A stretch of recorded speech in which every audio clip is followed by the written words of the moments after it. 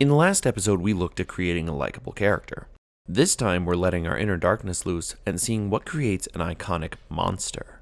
Freddy Krueger is a dream demon who feeds off the souls and fear of the children to those that killed him. The series eventually turned him into a comical sadist who spouted one-liners and almost became a fully fledged cartoon character. But that is not how he started. In his first film, the Dream Demon of Elm Street put terror into the hearts of millions by being a threat in the shadows, a whisper, a rumor, a blurred line of reality and fantasy that had our characters questioning their own sanity. I'm crazy after all. Their own dread stoked the flame in the fears of those around them, giving him more power, as fear is wont to do. So this Halloween, let's look at this iconic 80s slasher film to see just how powerful the idea of fear truly is. Please, God. This is God. It's not an opinion, it's barely an analysis, it's just the first 10 pages.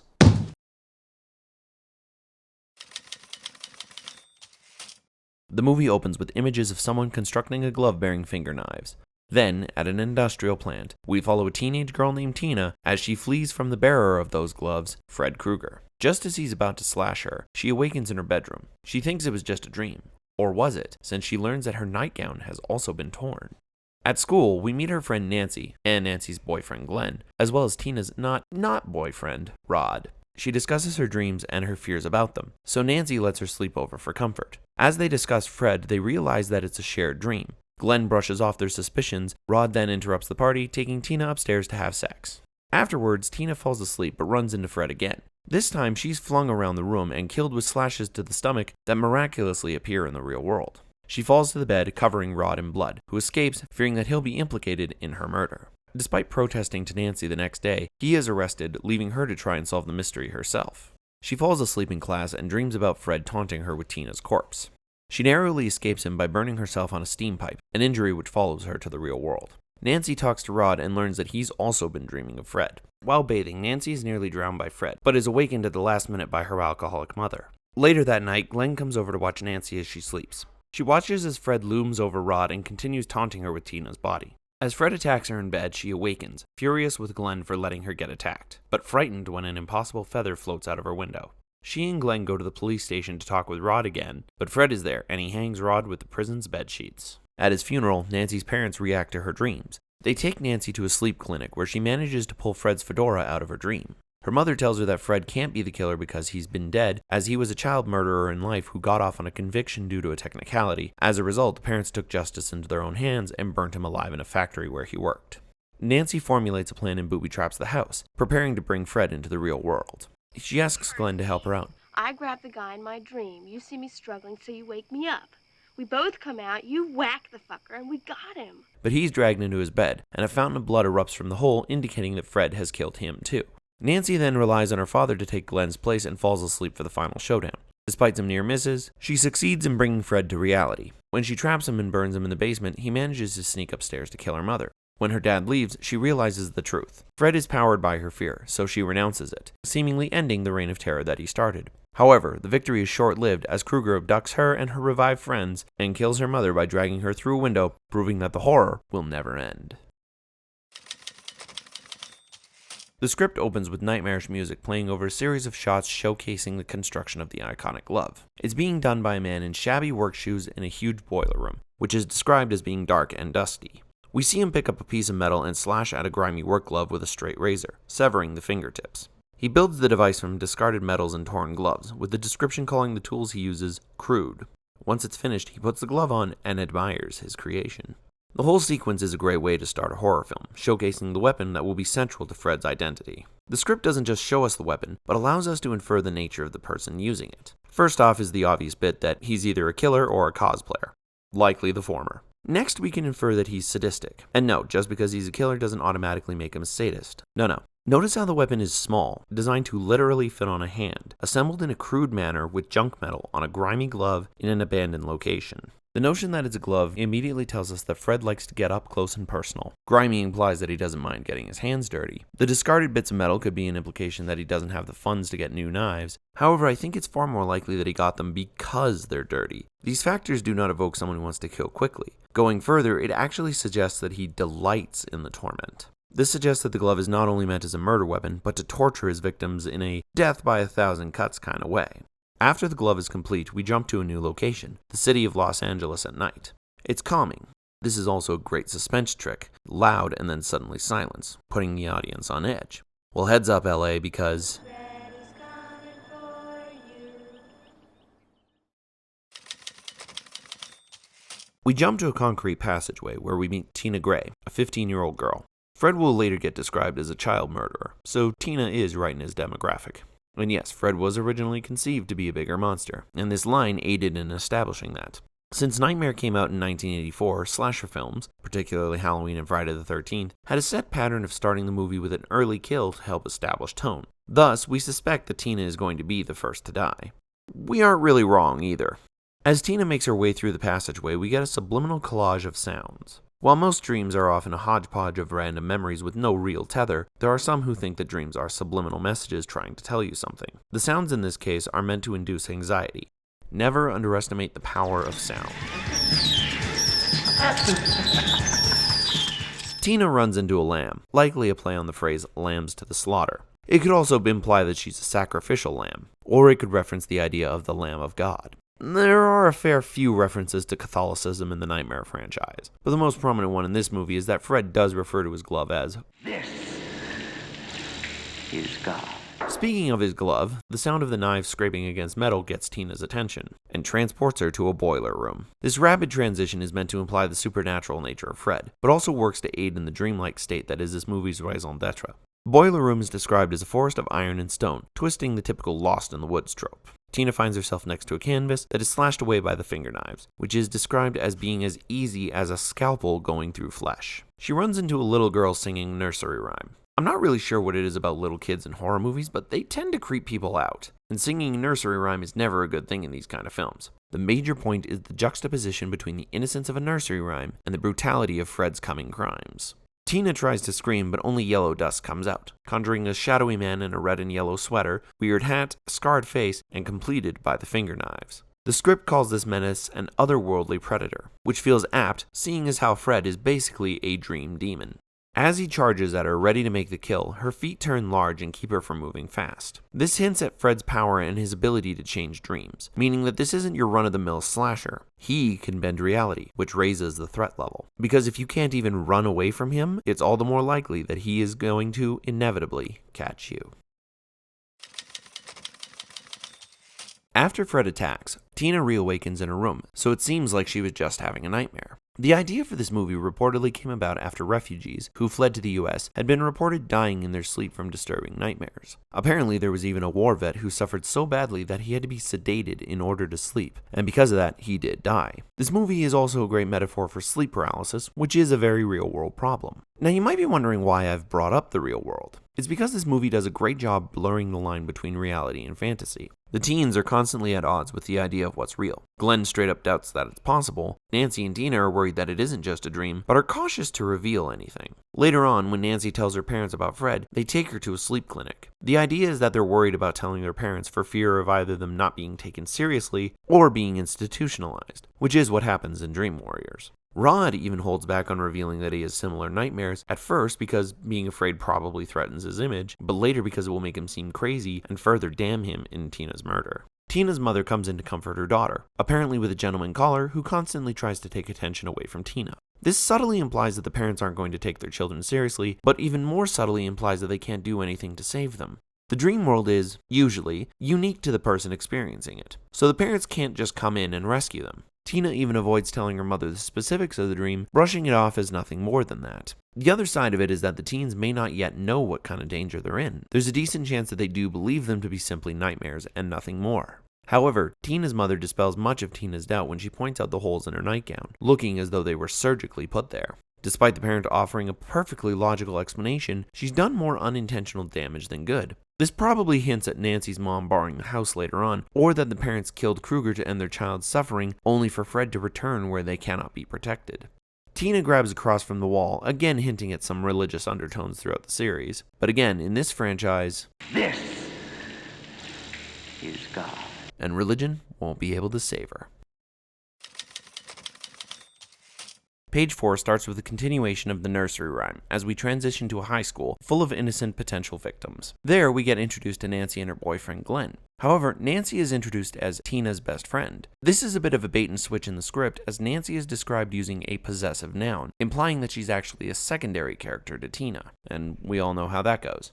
However, the Rope Jumpers conclude their song with the rhyme, suggesting that they'll never sleep again. Death has been called sleep in the Bible. Seriously, there are a lot of religious things in these films. But there is a strong contrast between the two concepts, especially the major factor of the brain being active during sleep, but inactive during death. So even though it may appear that the teens are asleep, they're actually being invited to their own demise. Furthermore, the girls have shown up in the, quote, real world, as well as the dream world, once again blurring the line between what's real and what's a dream. The movie, thankfully, never gives a definitive answer, adding to the tension within the film. Tina brings up the topic of her nightmare to her friends, and Nancy interjects, about to tell her all about her own Fred dreams. However, they get interrupted by the 1950s greaser known as Rod, aptly named because he's a dick and he's got one thing on his mind: sex. No, seriously, his first line is all about his penis. It's at this point that we've been introduced to the core cast, excluding Nancy's parents. 3 of the 4 people here will meet their end by Fred's hand, and Rod's line, crude as it may be implying the tired trope of sex being a Willy Wonka ticket to meet the Grim Reaper. And since this implies that Tina may not be a virgin, it only cements her inferred fate. Tina is equally unamused by Rod's opening line, retorting back and insinuating that he's overcompensating. There's 4 letters in my name, Rod. How could there be room on your joint for 4 letters? The implication of this exchange is that these two are kind of a couple. At the very least, they're together, but they've been fighting lately. Okay, so this actually seems like a good time to talk about some of the undertones of the film. Too often before have we seen women in these kinds of films running, hiding, and tripping over the ground, making them easy prey. Wes Craven's daughter told him that she was sick of seeing this in movies, so he decided to create a character that would fight back. Enter Nancy Thompson, who doesn't take Fred's abuse lying down. Nancy gets stuff done. She sets traps and fights back. Tina has some moments where she's sexualized, but her retort to Rod shows that the women in this film don't and won't put up with this kind of abuse. Rod, being a dick, insults Tina, who, along with Nancy, makes sarcastic comments about his love for her. Nancy even makes a dick joke of her own. He's nuts about you. Well, the thing is, Rod being crazy is what makes him so viable a suspect for Tina's eventual murder, though we know he's innocent. Tina brings the conversation back to her dreams, saying she's too tired to deal with Rod right now. She asks Nancy about her dreams, but Nancy just brushes it off as a bad dream. But then Glenn goes ahead and spoils the ending of the film. Yeah, next time you have one, just tell yourself that's all it is, right where you're having it, you know? Once you do that, you wake right up. At the end of the movie, Nancy concludes that the only way to beat Fred for good, which, yes, admittedly fails not 5 minutes later, is to simply not give him power. It also does set up Glenn's character. He doesn't believe in nightmares. So it's probably not a coincidence that he's the last teen to go before the final battle. Glenn, despite clearly dreaming about Fred, displays an astonishing lack of fear for someone in this series. But this also sets up the theme for the movie, and most of the franchise in general, overcoming fear. Fred's power thrives on it, and you cannot run from your own fear. You must face it head on. You have to renounce its power over you in order to beat the demon within. After Glenn deflects about his own dreams and runs off, Tina comments on the likelihood of their dreams being due to an impending earthquake, suggesting that things are always weird prior to one. Tina here is just in denial, which is a great way to begin a story. We cut to later that night where Nancy has Tina over for a sleepover. Glenn is also there, and the teens are playing music at a no adults home volume. In a few pages, Nancy will exposit that they're having this get-together because Tina is having nightmares, and by extension having trouble sleeping. In addition to showing how good of a friend Nancy is, and the choice of words indicating a slight level of rebellion, the volume is actually meant to keep them awake.